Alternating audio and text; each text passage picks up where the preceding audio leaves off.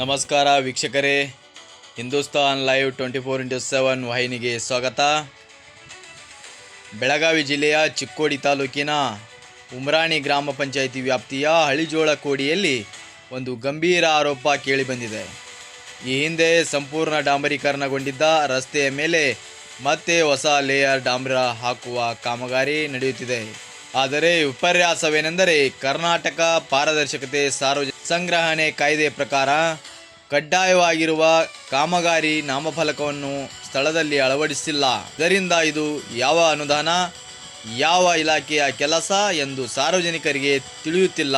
ಈ ಬಗ್ಗೆ ಉಮ್ರಾಣಿ ಗ್ರಾಮ ಪಂಚಾಯತ್ PDO ಅವರನ್ನು ಸ್ಥಳೀಯ ನಾಗರಿಕರು ಪ್ರಶ್ನೆ ಮಾಡಿದಾಗ, ಈ ಕಾಮಗಾರಿಗೂ ಗ್ರಾಮ ಪಂಚಾಯಿತಿಗೂ ಸಂಬಂಧ ಇಲ್ಲ, MB ಬುಕ್ ನಮ್ಮ ಬಳಿ ಇಲ್ಲ ಎಂದು ಮೌಖಿಕವಾಗಿ ತಿಳಿಸಿದ್ದಾರೆ ಎಂಬ ಆರೋಪವಿದೆ. ಇದು ಕರ್ನಾಟಕ ಪಂಚಾಯತ್ ರಾಜ್ ಕಾಯ್ದೆ 1993ರ ಉಲ್ಲಂಘನೆಯಾಗುತ್ತದೆ ಎನ್ನುತ್ತಾರೆ ಸಾಮಾಜಿಕ ಕಾರ್ಯಕರ್ತರು.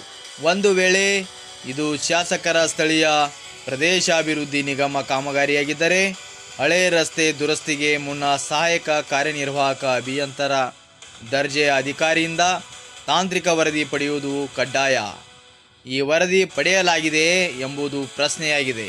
ಸದ್ಯ ನಾಗರಿಕರೊಬ್ಬರು ಮಾಹಿತಿ ಹಕ್ಕು ಕಾಯ್ದೆ 2005ರ ಅಡಿ ಉಮ್ರಾಣಿ PDO ಹಾಗೂ ರಾಯಬಾಗ್ ಶಾಸಕರ ಕಚೇರಿಗೆ ಅರ್ಜಿ ಸಲ್ಲಿಸಿದ್ದು, ಕಾಮಗಾರಿಯ ಅನುದಾನ, ಮೂಲ ತಾಂತ್ರಿಕ ವರದಿ ಮತ್ತು MB ಬುಕ್ ಬಗ್ಗೆ ದೃಢೀಕೃತ ದಾಖಲೆಗಳನ್ನು ಕೋರಿದ್ದಾರೆ. RTI ಉತ್ತರ ಬಂದ ನಂತರ ಸತ್ಯಾಸತ್ಯತೆ ಹೊರಬೀಳಲಿದೆ. ಅಲ್ಲಿಯವರೆಗೆ ನೋಡ್ತಾ ಇರಿ ಹಿಂದೂಸ್ತಾನ್ ಲೈವ್ 24x7. ಮುಂದಿನ ಸಂಚಿಕೆಯೊಂದಿಗೆ ಮತ್ತೆ ಭೇಟಿಯಾಗೋಣ. ನಮಸ್ಕಾರ.